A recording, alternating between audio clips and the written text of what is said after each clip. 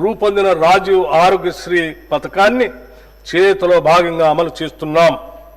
ఈ పథకం కింద ఉచిత వైద్య పరిమితిని 5 లక్షల రూపాయల నుండి 10 లక్షల రూపాయల వరకు పెంచడం వల్ల దారిద్ర్య రేఖకు దిగువనున్న 90.10 లక్షల కుటుంబాలకి లబ్ధి చేకూరింది.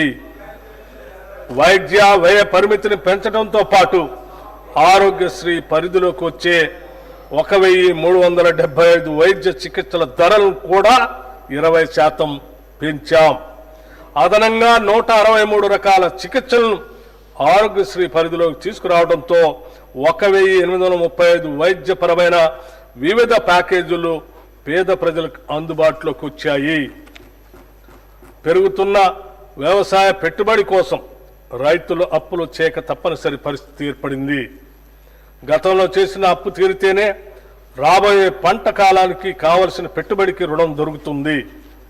మన రైతన్నలకు ఇచ్చిన మాటకు కట్టుబడి మా ప్రభుత్వం వారిని రుణముక్తులు చేసింది.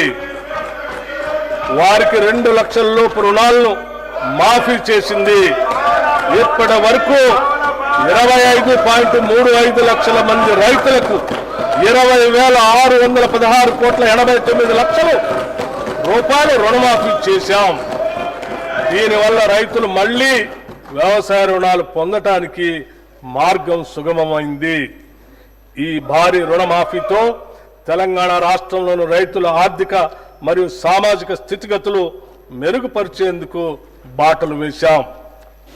రాష్ట్రంలోని రైతులు ఎరువులు, విత్తనాలు, వ్యవసాయ పనిముట్లు కొనుగోలు చేసేందుకు పెట్టుబడి సాయంగా మా ప్రభుత్వం 2025 జనవరి 26వ తేదీన తెలంగాణ రైతు భరోసా పథకాన్ని ప్రారంభించింది.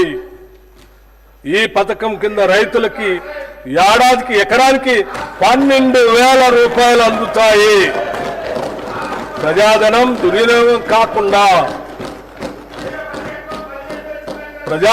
దుర్వినియోగం కాకుండా అవకతవకలకు అడ్డుకట్ట వేసి సాగుకి యోగ్యమైన భూములన్నింటికీ రైతు భరోసా అందిస్తున్నాం. క్షేత్రస్థాయిలో సర్వే చేసి గ్రామ సభల్లో ధృవీకరించి సాగుకి యోగ్యం కాని భూమిని గుర్తించడం ద్వారా ఈ వృధాన్ని అరికట్టాము. రైతు భరోసా పథకానికి 18,000 కోట్ల రూపాయలు ఈ బడ్జెట్లో ప్రతిపాదిస్తున్నాము. భూమి లేని వ్యవసాయ కూలీలు ఉపాధి దొరకని రోజుల్లో పస్తులుండే దీనస్థితి నుండి వారిని కాపాడేందుకు ఇందిరమ్మ ఆత్మీయ భరోసా పథకాన్ని అమలు పరుస్తామని ఎన్నికల్లో చేసిన వాగ్దానానికి అనుగుణంగా